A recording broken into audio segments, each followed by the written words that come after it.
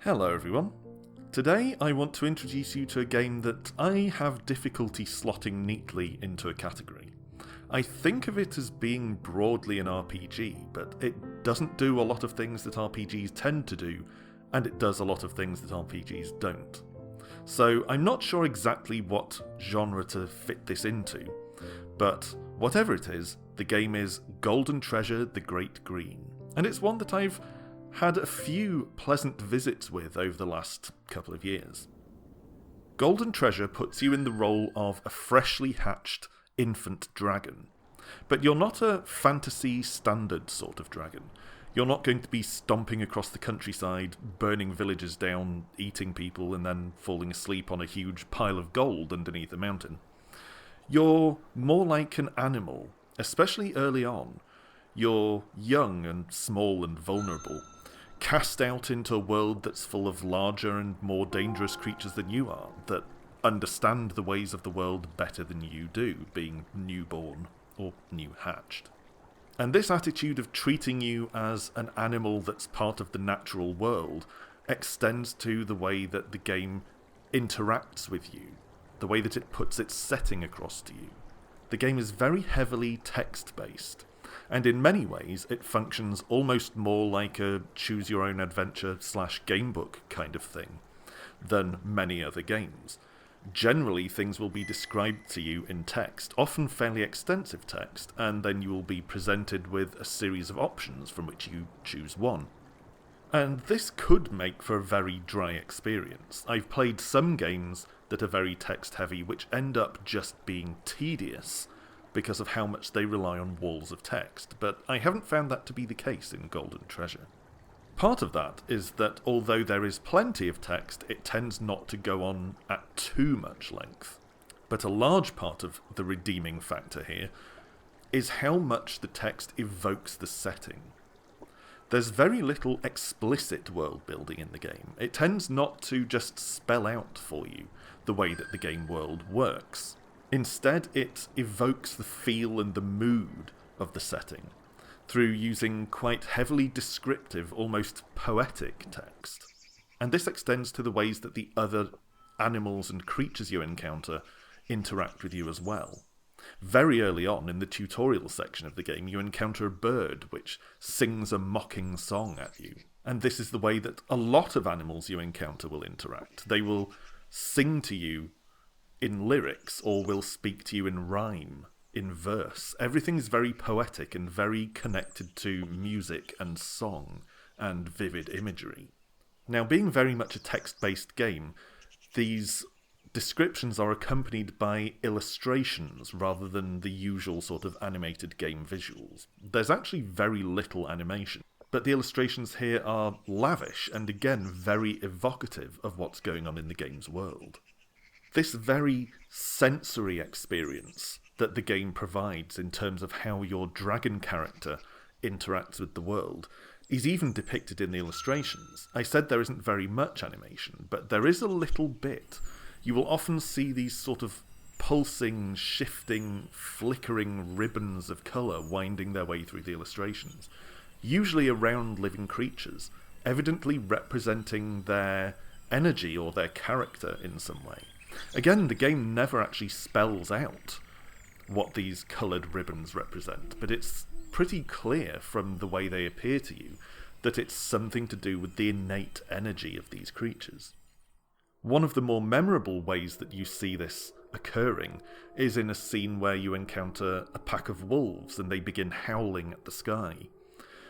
What at first appears to be just an image of some wolves howling is soon enhanced by the appearance of these purple and blue strands winding up from the throats of the howling wolves and twining together as they rise into the sky. And that is very much the feeling that playing this game leaves me with, and it's one of my favourite things about the game. The way that it depicts this very rich, sensory experience-laden world, and the way that your dragon interacts through sound and smell more than through sort of rational comprehension in the way that RPG protagonists typically do, or really any human-like protagonist. One area of the game that's less lavish is the sound design, but I think that works here. I'm generally a big fan of game soundtracks, and I find that a really strong soundtrack can transform an average game into a much more compelling experience, at least for me. One of the reasons that I forgive Secret of Mana its lackluster second half is because the music throughout the game is so good. But the soundtrack in Golden Treasure the Great Green is barely there at all. There's very little music, and what music there is sparse and minimal and clearly kind of just a few background notes here and there. Again, I usually like to have a strong soundtrack, but here, the minimalism and the unobtrusive nature of the music and the sound design generally actually works really well for this sort of calm, natural vibe that a lot of the game is going for. But having just said that there's a calm, natural vibe to the game, that doesn't mean that it's going to be a mellow playing experience. The pace is mellow and measured and sedate as you work through the text and absorb the illustrations, but the natural world is full of danger, especially to a tiny, newly hatched dragon like you. There are some distinct survival elements to the game, elements of danger based on what you choose to do in any given encounter. Trying to do basically anything will drain your energy levels, and you will periodically need to go hunting for food in order to make sure you can survive and keep exploring. You see, at the beginning of the game, after the initial hatching and tutorial section, the world is vast and unknown to you. You're only at all familiar with the area immediately surrounding the little cave where you've decided to hide out for now. And you will need to go further afield and explore more and more in order to grow and become stronger enough to then move on before humans find you. That's right, the other survival-like element of this is the time limit. You see, while you are an animal exploring and romping around the natural world, humans are there around the edges, around the fringes of this natural wilderness where you've started to make your home. And humans are bad news. Your dragon, when you first encounter them, finds them instinctively repulsive and horrifying. You feel there's something unnatural and dangerous and just deeply, inherently wrong about the humans you encounter. You don't even know what they are, just that on a visceral level they repel you. And the longer that you lurk in the area where you're living, the more danger there is of the humans finding you and murdering you, because again, you're just a baby. So before too long, you are going to have to move on, leave this area, and find another home. And then you will face similar challenges and encounters there, but again, there will be time pressure pushing you forward. So, one of the fundamental activities of the game is exploring the various areas around where you're living. Exploring an area is as simple as clicking on it from the map, and that will reveal new locations of interest within that area, which you can then explore on subsequent days. Most activities in the game will take you a day, so exploring a new area, clicking on it, will take a day. It will be revealed on the map, and then you will go back to your burrow to sleep until the next day. Similarly, hunting for food. You get to have 3 hunts in a day, but once you're committed to spending the day hunting, that's all you can do for the day. And the other kind of encounters that you have at the various locations you'll uncover similarly take you a day to do. Now, throughout the game, a lot of your choices will be deterministic. If you choose to do this thing or that thing, the outcome of it will be more or less predictable if you've played through that part of the game before. The layout of the areas of the game, the locations of interest, the encounters that you will have there are all consistent from one play to another. I'll return later to why you might be playing it more than once. But the success or failure of things that you're trying to do isn't always going to be the same. It really depends on the way that you build your dragon. And this is one of the things that causes me to mentally categorise Golden Treasure the Great Green as being more of an RPG than it is other things. Your dragon's performance in various tasks is governed by 4 elements. You know, the standard elements of nature that you get in a lot of fantasy-themed things. Fire, air, earth, water. But in Golden Treasure, these elements aren't just literally those elements, they also represent qualities of your dragon, traits that are associated with the properties of the elements. So fire is very aggressive and confrontational. Earth is all about sturdiness and strength and solidity. Water is sort of nimbleness, fluidity, and air is basically speed. So which of these elements you are stronger in, which ones you emphasize more, will determine the way that you're able to interact with the stuff you encounter in the world. Certain options won't even be open to you in certain encounters if you're not strong enough in a particular element.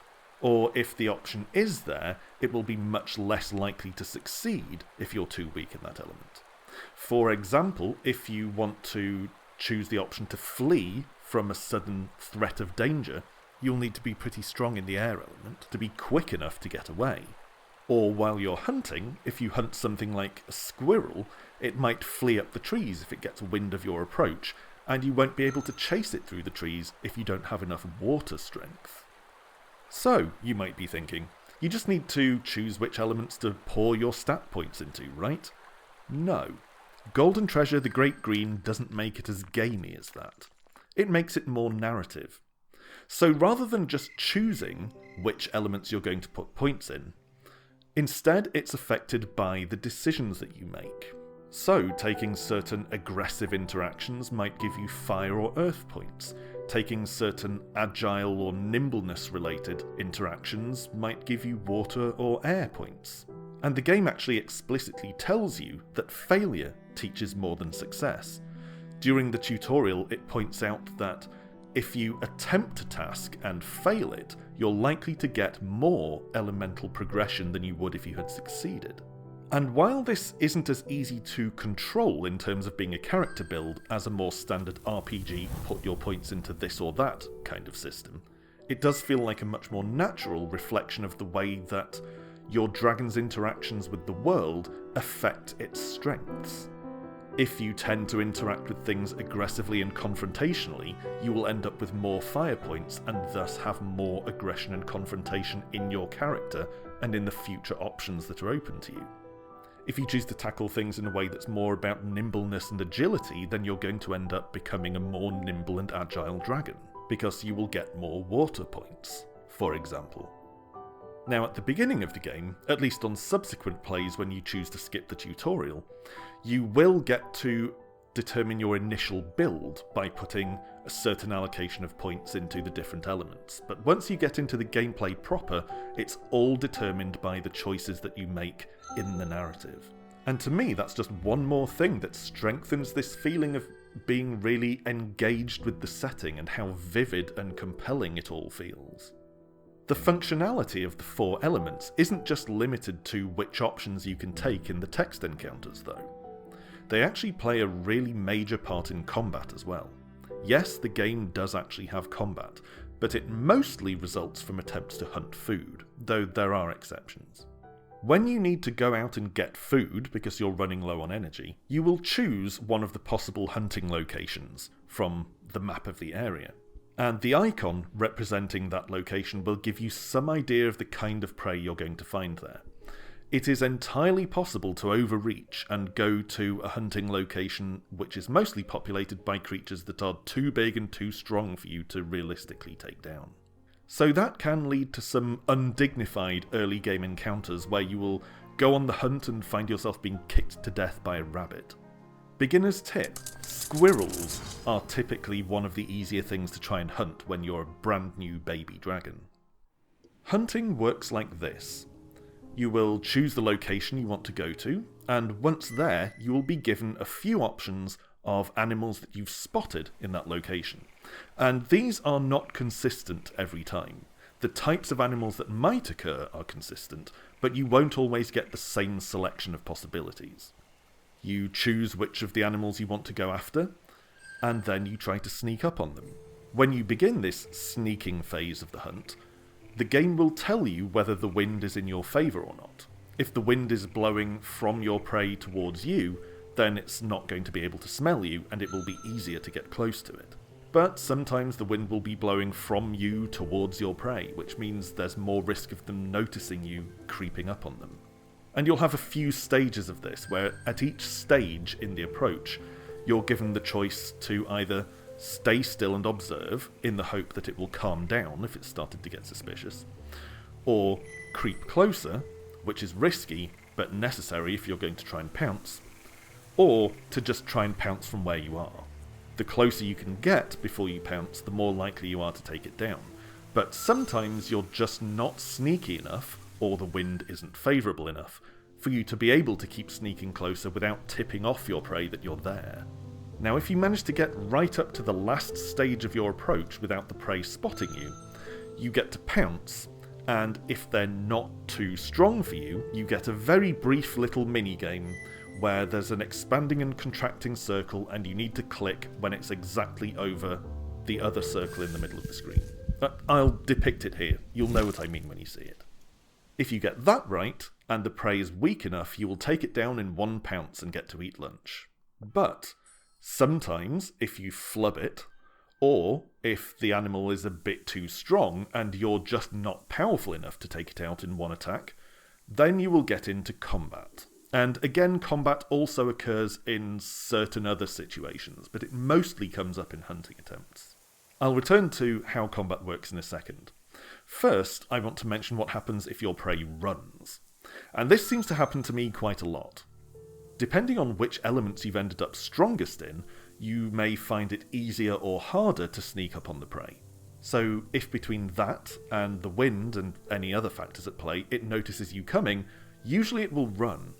Sometimes, if it's a very fast, nimble animal, the game will just tell you that it ran away and there was nothing you could do about it.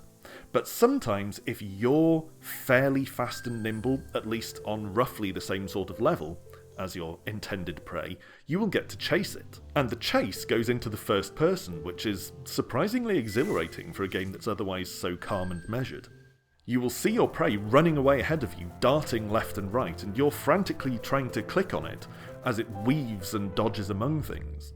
And after a little while, if you manage to click on it sufficiently in the time that the chase lasts, you'll catch up with it. And this usually ends up in a combat. It might always happen, but I can't guarantee that it always results in combat. But as far as I've noticed, if you successfully catch up with your prey while it's running, you get a fight.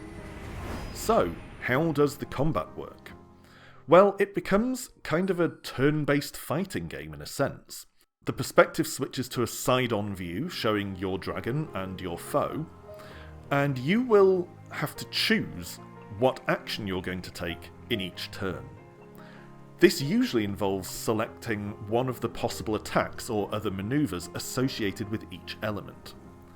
The stronger an element is, the more possible actions associated with it you will have unlocked. So the fire element includes things like literally breathing fire, but also other more aggressive sort of biting and clawing options. Earth does include a claw attack, but also things like blocking. Air, because it's the element of speed, enables you to make an attack that takes place before your opponent attacks, and so on. Now there's also a rock, paper, scissors aspect at play with these elemental attacks, in that certain elements will be stronger against other ones. Earth is pretty neutral. Earth is neither strong nor weak against any of the other elements, so I tend to open with Earth as my first attack until I know what I'm up against. But once you have an idea of what your opponent is going to do, then you can try to predict their next action and choose an appropriate elemental attack to counter it. This is referred to in the game as the elemental clash, and some effects on certain attacks will only trigger if you're the winner of the elemental clash. So how do you predict what your opponent is going to do next? Well, each opponent has a certain pattern, so all animals of the same type will follow the same pattern in terms of what they do in combat. They might, for example, go earth, fire, fire, water. And the more difficult and more powerful an opponent is, the longer and more involved these sequences of elemental actions will be. You only discover this through experimentation, of course, so your early combats in the game will be bad news for you. Combat is dangerous, it doesn't take many hits for you to be badly hurt.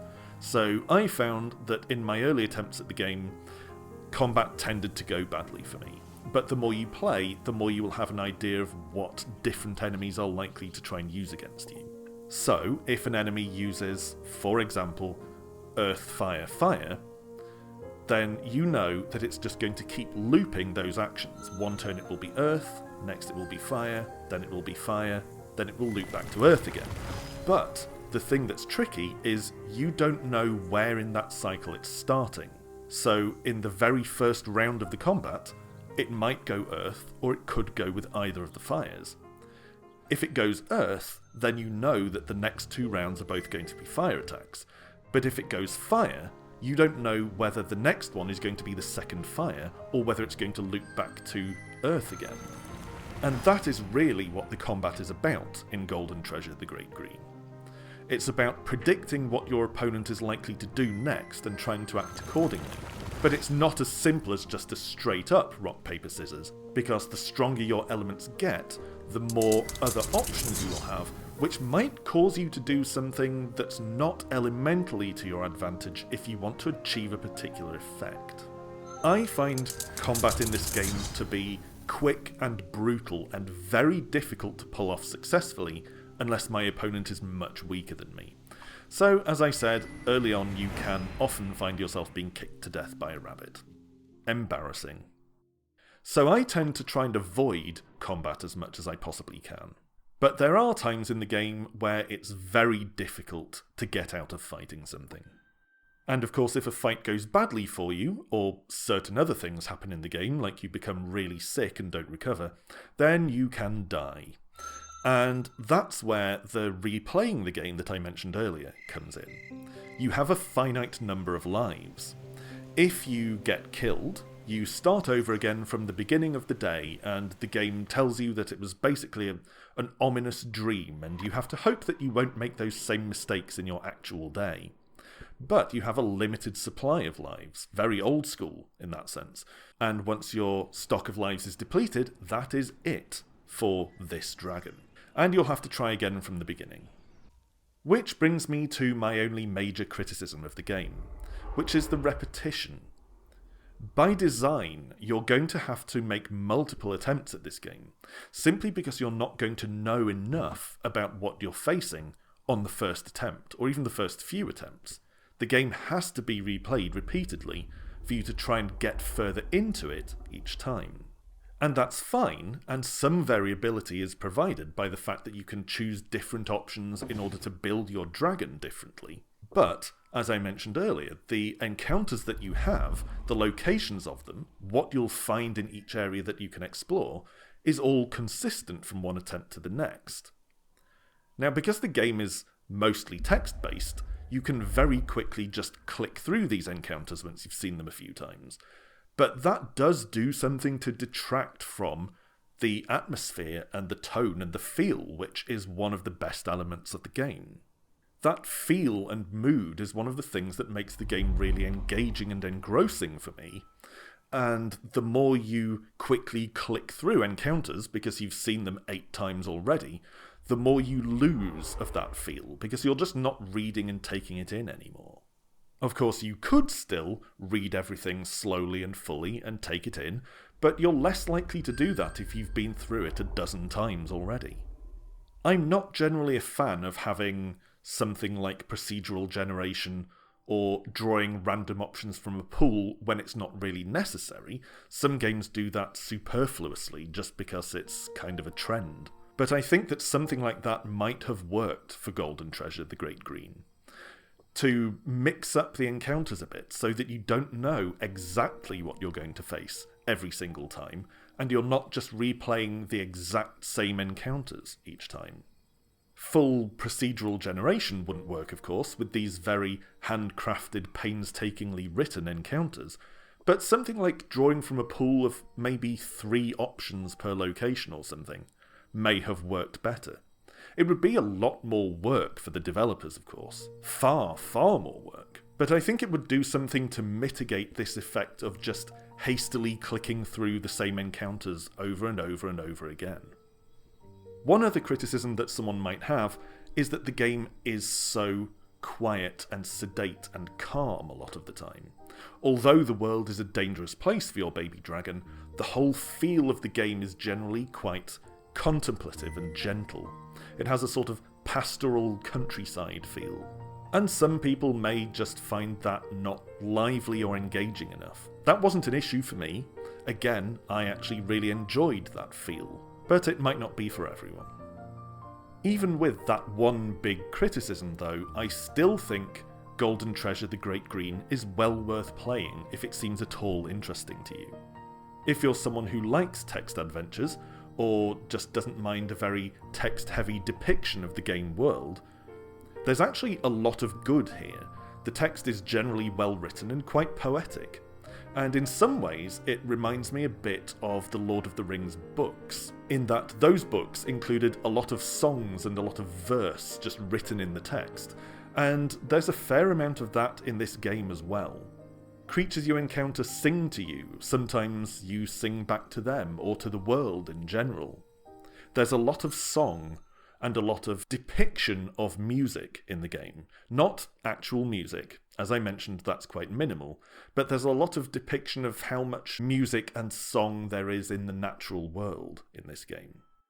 And for me, between the way that the game is really evocative of this distinctive pastoral feel, and the fact that it combines mechanical elements in a way that I haven't really seen done anywhere else, Golden Treasure the Great Green is well worth a visit for someone who has the patience for this calmer, more measured, more sedate type of RPG-like text experience.